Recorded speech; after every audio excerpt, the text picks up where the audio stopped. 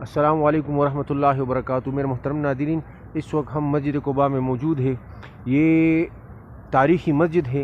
حضور علیہ الصلاۃ والسلام جب مکہ مکرمہ سے مدینہ منورہ ہجرت کر کے تشریف لائے تو سب سے پہلے حضور علیہ الصلاۃ والسلام نے یہاں پر قیام فرمایا تھا۔ حضور علیہ الصلاۃ والسلام نے یہاں پر ایک شخصیت جو یہاں کے باشندے تھے، حضرت کلثوم رضی اللہ تعالیٰ عنہ، ان کے گھر قیام فرمایا، تو پھر ان کی زمین پر حضور علیہ الصلاۃ والسلام نے یہی مسجد تعمیر فرمائی۔ اور اس مسجد کی فضیلت کے متعلق رسول اللہ مبارک فرماتے تھے کہ جو شخص گھر میں وضو کر کے یہاں تشریف لائے اور پھر وہ 2 رکعت نفل ادا کرے، اللہ تبارک و تعالیٰ ان کو عمرے کی اجر و ثواب وہ عطا فرمائے گا۔ تو یہ ایک تاریخی مسجد ہے۔ آج آپ کو اس تاریخی مسجد اور بابرکت مسجد کی وہ زیارت کراتے ہیں۔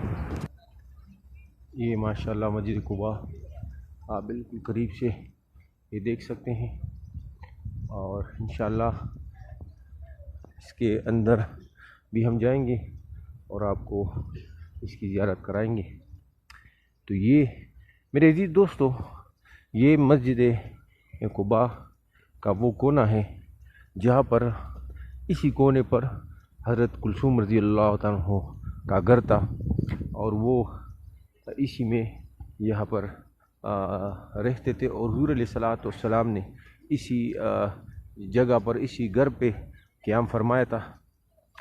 تو یہ کونا آپ کو جو دکھائی دے رہا ہے مسجد قباء کا، بالکل ان کے محراب کے رائٹ سائڈ پر یہ کونا ہے۔ اسی میں حضرت کلثوم رضی اللہ عنہ کا گھر تھا، اور اسی میں حضور علیہ الصلاۃ والسلام نے قیام فرمایا تھا، اور انہوں نے پھر اپنی زمین مسجد قباء کی تعمیر کے لیے دی، اور یہی وہ زمین ہے جو کلثوم رضی اللہ عنہ کی تھی، اسی پر مسجد بنی، اور پھر بعد میں ان کا گھر بھی مسجد توسیع کے وقت وہ مسجد میں شامل ہو گیا تھا۔ اور اس کے ساتھ ساتھ میرے عزیز دوستو، اس کے ساتھ بنو عمرو بن عوف ان کا مسجد بھی اسی کے ساتھ تھا، ان کا گھر بھی یہاں پر تھا، بنو دار عمرو بن عوف۔ اسی میں حضور علیہ الصلاۃ والسلام نے قیام فرمایا تھا، اور اسی قبیلے سے ابو لبابہ رضی اللہ عنہ کا بھی تعلق تھا۔ تو یہاں پر وہ آئے تھے، تشریف لائے تھے۔ ابو لبابہ رضی اللہ عنہ کو حضور علیہ الصلاۃ والسلام نے کئی دفعہ امیر مدینہ بھی مقرر کیا، جب حضور علیہ الصلاۃ والسلام وہ کسی غزوہ پر یا کسی موقع پر تشریف لے جاتے تھے۔ تو ابو لبابہ رضی اللہ عنہ کے متعلق بھی ہے کہ جب حضور علیہ الصلاۃ والسلام نے مدینہ منورہ کے بنو قریظہ یہودیوں کی غداری پر ان کو سزا دینے کا ارادہ کیا، تو جب ان کا محاصرہ کیا گیا تو انہوں نے ابو لبابہ کو بلایا۔ جب وہ گئے تو انہوں نے اشارے سے ان کے انجام کے متعلق فرمایا، تو اس پر وہ ابو لبابہ بہت سخت ناراض ہوئے کہ میں نے تو غداری کر دی، کہ حضور علیہ الصلاۃ والسلام کے راز کو افشا کر دیا۔ پھر وہ آئے اور مسجد نبوی میں انہوں نے ایک ستون سے اپنے آپ کو باندھا، اور 9 دن تک وہ اسی ستون کے ساتھ باندھے رہے۔ پھر سورہ انفال آیت 27 میں اس کی توبہ قبول ہوئی، اور وہ حضور علیہ الصلاۃ والسلام نے پھر اسے وہاں سے کھولا۔ تو میرے عزیز دوستو، یہی بنو عمرو بن عوف وہی رشتے تھے۔ ان کے متعلق قرآن پاک سورہ توبہ آیت 108 میں بھی ذکر ہیں کہ ایسے لوگ بھی ہیں جو پاکیزگی کو پسند کرتے ہیں، پاکیزگی اختیار کرتے ہیں۔ اللہ تبارک و تعالیٰ ایسے پاک لوگوں کو پسند فرماتے ہیں۔ اور اسی مسجد کے متعلق، مسجد قباء کے متعلق اللہ تبارک و تعالیٰ کلام اللہ میں فرماتے لمسجد اسس علی التقویٰ، زیادہ مناسب ہے کہ آپ اسی جگہ پر نماز ادا کریں۔ تو اس مسجد کی بہت زیادہ فضیلت ہے۔ آئیے ہم آپ کو یہ باہر کا نظارہ آپ کو دکھا رہے ہیں۔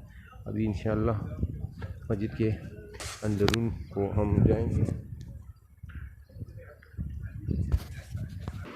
ماشاءاللہ اب ہم اس وقت مسجد قباء میں داخل ہو گئے ہیں۔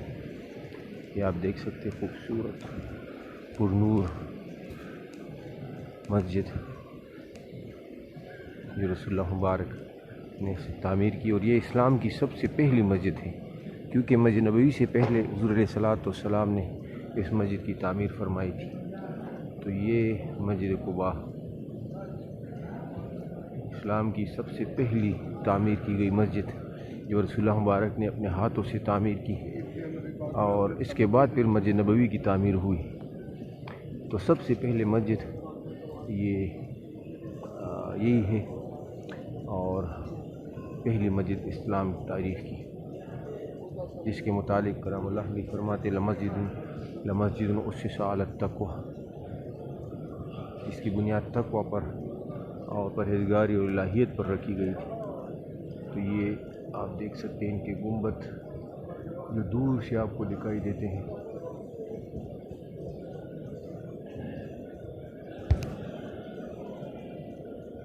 ماشاءاللہ۔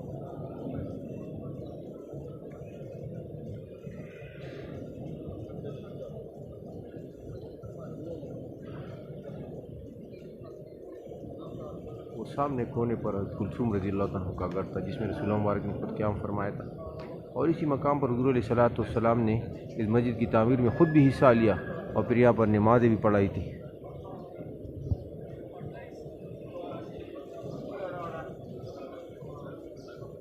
اس مسجد کو شاہ فہد بادشاہ سعودی عرب نے وہ تعمیر کیا تھا، جس میں اب ہزاروں لوگ بیک وقت نماز ادا کر سکتے ہیں۔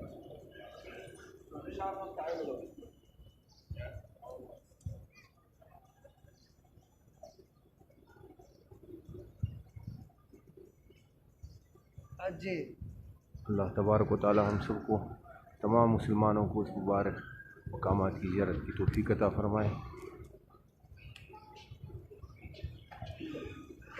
سامنے ممبر اور محراب دیکھ سکتے ہیں۔ انشاءاللہ اب یہاں پر انشاءاللہ 2 رکعت نفل پڑھیں گے، اور رسول اللہ مبارک کے ارشاد کے مطابق جو یہاں پر 2 رکعت ادا کرے گا تو اس کو عمرے کی برابر اجر و ثواب ملے گا۔ ماشاءاللہ۔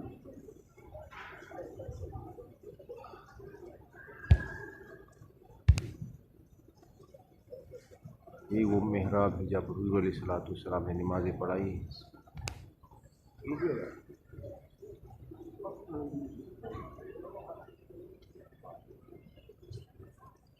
ہزاروں لوگ یہاں پر آئے ہوئے حضور علیہ السلام کے عشق و محبت میں 3 ساڑھے 3 کلومیٹر کا فاصلہ وہ پیدل سفر کر کے یہاں تک تشریف لاتے ہیں۔